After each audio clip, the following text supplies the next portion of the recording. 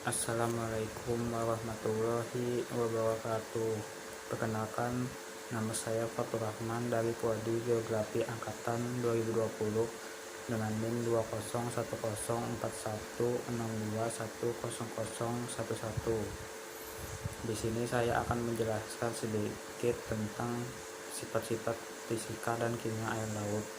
Sifat fisika yang dipelajari meliputi massa jenis, suhu, arus, gelombang, dan pasang surut. Sifat fisika merupakan sifat air yang umumnya dapat dilihat objeknya dan dirasakan oleh kita. Sementara itu, sifat kimia yang dipelajari meliputi pH, salinitas, oksigen terlaut, dan nutrien. Sifat kimia air merupakan sifat unsur air yang dapat berubah melalui proses persenyawaan dalam air.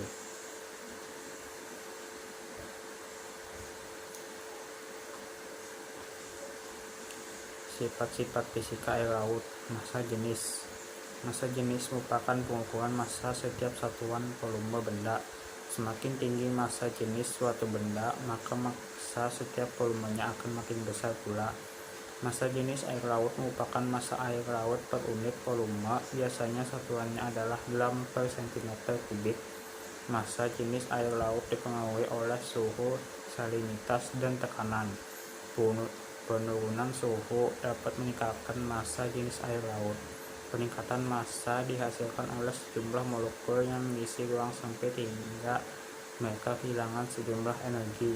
Penurunan suhu air hingga 4 derajat Celcius atau 39,2 derajat Fahrenheit akan meningkatkan massa jenis. Namun demikian, perubahan massa jenis akan menurunkan kembali di perairan dengan suhu di bawah 4 derajat Celcius hingga 0 derajat Celcius, yang dapat menyebabkan perubahan pada ikatan hidrogen sehingga terjadi perubahan volume air. Kisaran massa jenis air dari 0,9982 gram per cm3 pada 20 derajat hingga maksimum 1000 gram per cm3 pada 4 derajat Celcius. Massa jenis es solid water hanya 0,9170 gram per cm3 sehingga mengapung di atas air. Selain suhu, salinitas juga mempengaruhi massa jenis air laut. Hubungan antara massa jenis, salinitas, dan suhu memperlihatkan pengaruh yang berbeda. Penurunan suhu hingga 4 derajat Celcius atau peningkatan salinitas cenderung akan meningkatkan massa jenis air sehingga air menjadi lebih berat. Pada hubungan tersebut, perubahan suhu yang terjadi di daerah ekuator atau bersuhu tinggi memperlihatkan pengaruh yang besar terhadap massa jenis daripada di daerah kutub. Perubahan suhu yang terjadi pada daerah kutub dicirikan dengan suhu air yang rendah, memberikan pengaruh yang lebih rendah terhadap perubahan massa jenis dibandingkan daerah ekuator yang bersuhu tinggi. Massa jenis air laut memiliki perbedaan pada kedalaman yang berbeda. Hal ini disebabkan oleh adanya perbedaan suhu dan salinitas pada kedalaman yang berbeda. Massa jenis di permukaan dipengaruhi oleh perubahan suhu di lautan di mana sebaran suhu di permukaan lebih bersifat dinamis dibandingkan pada lapisan yang lebih dalam. Bahkan pada kedalaman lebih dari 200 sampai 1000 meter suhu relatif konstan. Massa jenis cenderung mengalami peningkatan dengan bertambahnya kedalaman. Suhu di laut merupakan faktor yang penting bagi kehidupan organisme laut. Suhu mempengaruhi aktivitas metabolisme maupun perkembangbiakan organisme. Suhu diukur dengan satuan derajat. 1 derajat Celcius sama dengan 1,8 derajat Fahrenheit. Suhu dapat juga didefinisikan sebagai pengukuran langsung terhadap rata-rata energi kinetik yang membentuk substansi yang dapat memberikan respon terhadap pasukan atau keluaran panas. Energi kinetik yang dimaksud merupakan energi gerak, sehingga semakin tinggi suhu semakin besar kecepatan molekul pada substansi, di mana suhu diukur suhu alami air laut berkisar antara suhu di bawah minus 5 derajat Celcius sampai lebih dari 33 derajat Celcius. Perubahan suhu di laut berpengaruh terhadap gejala fisika di laut dan biota laut. Sebagian besar air samudra dingin karena matahari hanya mampu menembus perairan laut sampai beberapa meter saja. Suhu air laut dipengaruhi oleh pemanasan matahari. Pengaruh pemanasan berbeda-beda untuk daerah yang terletak pada lintang yang berbeda. Daerah tropis lebih banyak menerima panas daripada daerah lintang tinggi dan kutub. Perbedaan jumlah panas yang diterima permukaan bumi di tempat yang terletak pada lintang yang berbeda merupakan akibat dari bentuk bumi yang bulat. Suhu merupakan parameter fisik perairan yang penting. Suhu permukaan laut di seluruh dunia sangat bervariasi. Suhu di bawah permukaan bervariasi tergantung kedalaman, sirkulasi udara, turbulensi, lokasi geografi, dan jarak dari sumber panas. Perairan laut Indonesia umumnya memiliki sebaran suhu secara vertikal terbagi menjadi 3 lapisan, yaitu lapisan hangat di bagian teratas biasa disebut mixed layer atau lapisan campuran, termoklin di bagian tengah, dan lapisan dingin di bagian bawah. Termoklin di daerah ekuator terlihat lebih jelas karena tingginya suhu lapisan permukaan, sedangkan termoklin di daerah beriklim sedang dan dingin cenderung berubah-ubah karena adanya perubahan musim dari bagian tahun yang satu ke tahun yang lainnya. Arus air laut terutama di permukaan dipengaruhi oleh angin yang mendorong permukaan laut menimbulkan arus. Sebagian besar arus di lautan terbuka ditimbulkan oleh angin. Ketika angin mendorong permukaan air, perpindahan air yang terjadi tidak searah dengan arah angin, tetapi membentuk sudut 45 derajat karena adanya gaya Coriolis. Air yang berada di lapisan bawah ikut terbawa karena gaya Coriolis, gaya yang diakibatkan oleh putaran bumi.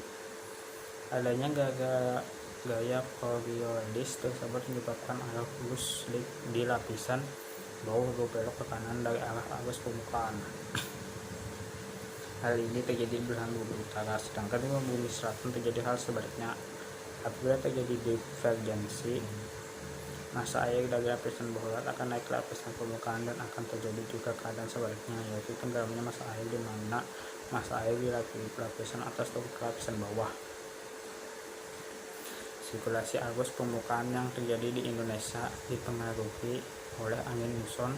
Hal ini terjadi karena adanya perbedaan tekanan udara antara daratan Asia dan daratan Australia pada bulan Desember sampai Februari di belahan bumi utara, sehingga akan terjadi musim dingin, sedangkan pada belahan bumi selatan sehingga akan terjadi musim panas.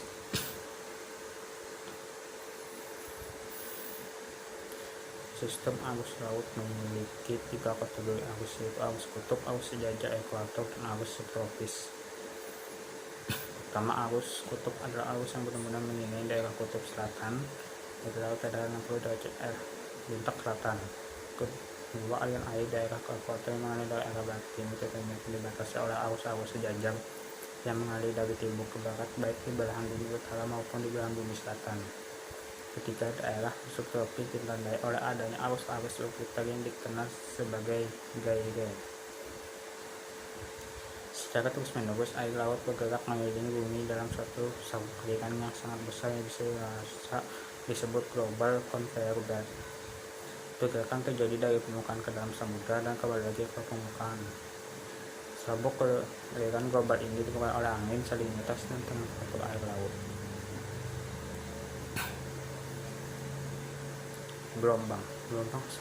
Gelombang sebagian ditimbulkan oleh dorongan angin di atas permukaan laut dan tekanan tangensial pada partikel air.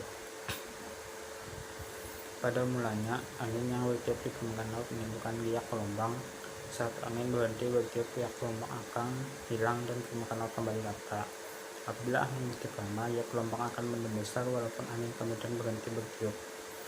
Gelombang akan rata kembali menjadi ombak sederhana saat meninggalkan daerah asal tiupan angin. Ombak sederhana terlihat sebagai alun yang terjadi di laut pada keadaan tenang. Panjang gelombang merupakan jarak antara satu puncak ke puncak berikutnya atau satu lembah ke lembah berikutnya. Seperti itu, tinggi gelombang merupakan jarak antara titik puncak dan titik lembah.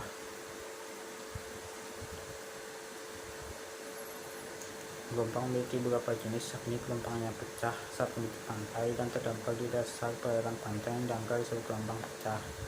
Gelombang pecah perlahan-lahan dan menggulung ke arah pantai disebut gelombang tumpah. Gelombang membumbung ke atas dan segera pecah terjadi pada seluruh pantai. Yang terjadi disebut gelombang swinging breaker. Gelombang yang sama sekali tidak pecah tapi mendorong air ke atas ke darat dan menyedotnya kembali yang terjadi pada pantai terjadi disebut swinging breaker.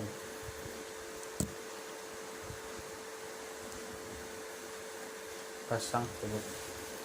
Pasang surut merupakan gerakan naik turunnya muka air secara periodik yang disebabkan oleh gaya dari bulan dan matahari. Permukaan air laut naik hingga ketinggian maksimum disebut pasang tinggi, kemudian turun sampai ketinggian minimum disebut pasang rendah.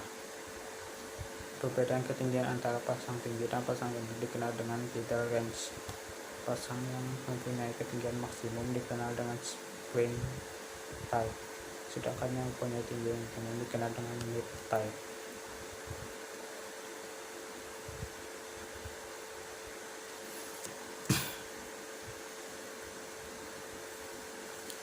Pasang surut memberikan pengaruh terhadap kehidupan biota laut khususnya untuk di wilayah pantai. Pasang surut di muka bumi tidak hanya dipengaruhi oleh bulan dan matahari, namun ada faktor lain perlu diperhatikan. Antara lain tingkah laku dari garam air, perubahan kecondongan bulan dan matahari, perubahan jarak antara bulan dan bumi, perubahan jarak antara matahari dan bumi selama bumi mengelilingi matahari, susunan letak antara dataran dan lautan, susunan letak. Pasang surut dapat dipengaruhi angin yang keras, amplitude pasang surut berbeda-beda, dan arus pasang surut saat masuki selat.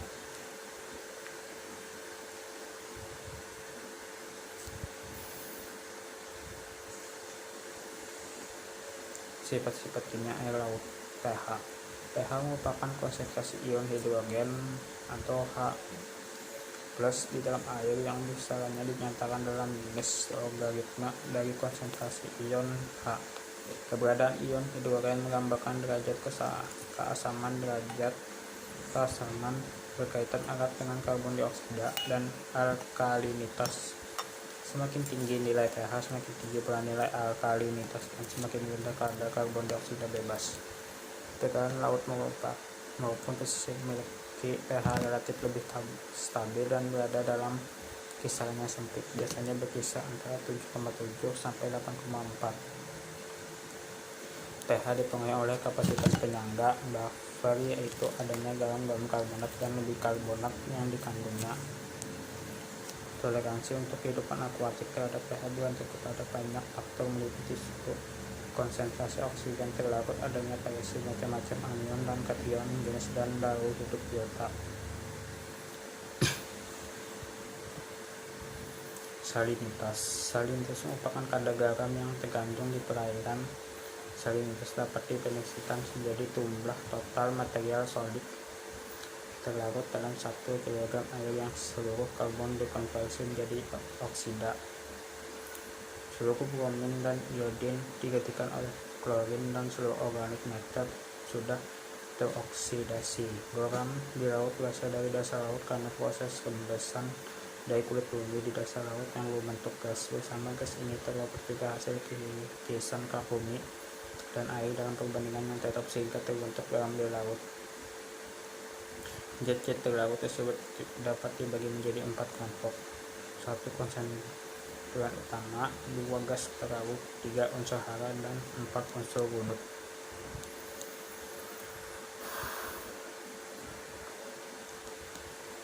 Salinitas di laut umumnya merupakan sejumlah garam terlarut dalam 1000 gram air laut. Salinitas laut bervariasi antara 33-38 dengan rata-rata adalah 35. Salinitas air laut mengalami perbedaan karena pengaruh evaporasi dan presipitasi runoff dari sungai, pendinginan maupun pencarian es di daerah dengan evaporasi yang tinggi.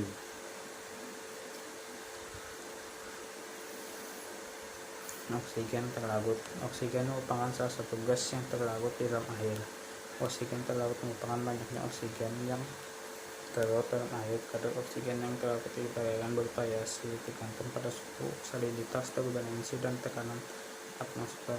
Kadang oksigen terlalu semakin kecil saat suhu dan ketinggian semakin besar.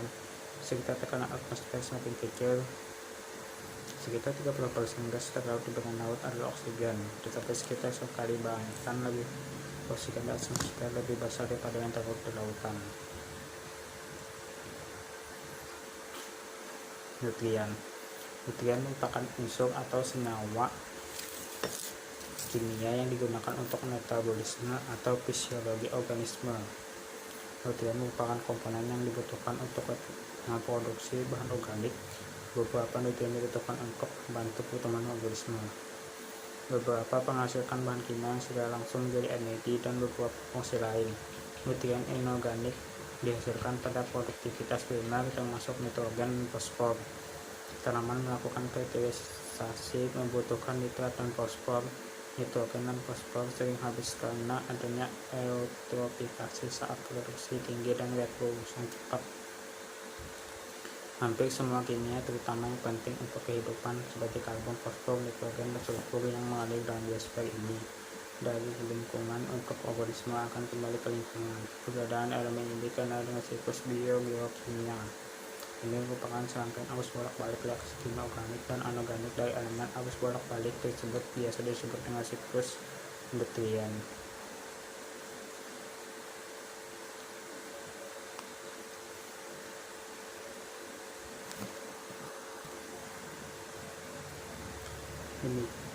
Demikian presentasi dari saya. Wassalamualaikum warahmatullahi wabarakatuh.